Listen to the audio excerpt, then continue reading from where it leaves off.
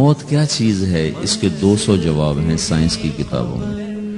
200 جواب بذات خود بتا رہے ہیں کہ یہ ایک جواب بھی ٹھیک نہیں ہے، اور قرآن ایک جواب دیتا ہے اور وہی حرف آخر ہے، قُلْ يَتَوَفَّاكُمْ مَلَكُ الْمَوْتِ اللَّهُ يَتَوَفَّى الْأَنفُسَ حِينَ مَوْتِهَا. اللہ ہے جو تمہاری روحوں کو موت کے وقت کھینچ لیتا ہے، تمہارے جسم سے نکال لیتا ہے. موت کے وقت انسان دو کیفیت میں ہوتا ہے. کچھ لوگوں کی روح ایسے نکل رہی ہوتی ہے کہ ان کے رگ رگ میں وہ پھنس رہی ہوتی ہے. وَلَوْ تَرَى اِذْ يَتَوَفَّى الَّذِينَ كَفَرُوا الْمَلَائِكَةُ يَضْرِبُونَ وُجُوهَهُمْ وَأَدْبَارَهُمْ. کاش تم دیکھ سکتے وہ منظر جب اللہ کے فرشتے نافرمانوں کی روح کو نکال رہے ہوتے ہیں تو ان کے منہ پہ بھی مارتے ہیں، ان کی کمر پر بھی مارتے ہیں. اور اخرجوا انفسکم اليوم، نکالو آج اپنی روحوں اور جانوں، تم بچ نہیں سکتے ہو. وہ پیچھے ہٹنا چاہتے ہیں، رب ارجعون، مجھے واپس کر دے تھوڑی دیر کے لیے، لعلی اعمل صالحا، اب میں پورا ٹھیک مسلمان بن کے چلوں گا. اور حدیث پاک میں آتا ہے کہ ملک الموت اترتا ہے، اس کے ساتھ 4 فرشتے ہوتے ہیں. وہ 4 فرشتے آتے ہیں، اس کی پٹائی شروع کر دیتے ہیں. ابھی پرسوں یہ حدیث میں نے پڑھی ابن ماجہ میں کہ ملک الموت کہتا ہے ایتھا النفس الخبیثہ کانت فی الجسد الخبیث، اے خبیث روح جو خبیث جسم میں تھی، اخرج باہر آؤ. وہ واپس تو ہو نہیں سکتا، اپنے آپ کو روک تو سکتا نہیں.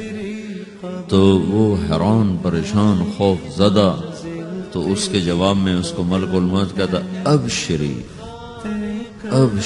بحمیم وغساق وآخر من شکلہ ازواج، تیار ہو جا خوفناک عذاب کے لیے اور کھولتے پانیوں کے لیے، کانٹے دار جھاڑیوں کے لیے، اور بے شمار عذاب کی شکلوں کے لیے. تو اس کی روح کو جب کھینچتے ہیں تو رگ رگ سے وہ کٹ کے نکلتی ہے، تو سارا وجود زیر و زبر ہوتا ہے.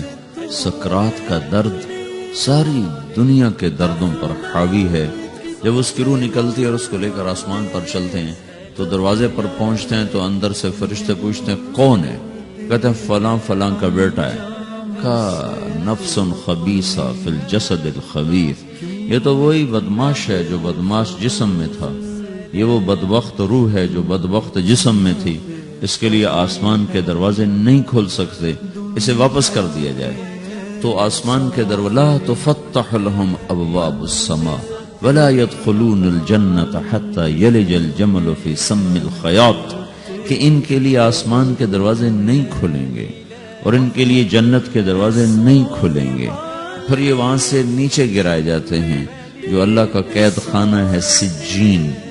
وما ادراک ما سجین کتاب مرقوم، وہ تمہیں خبر نہیں کہ وہ کیا خوفناک قید خانہ ہے جو اللہ تعالیٰ نے بنایا ہے، اسے وہاں دھکیل دیا جاتا ہے. پھر قیامت تک اس کے لیے انتظار کی گھڑیاں ہیں اور عذاب کی شدت ہے.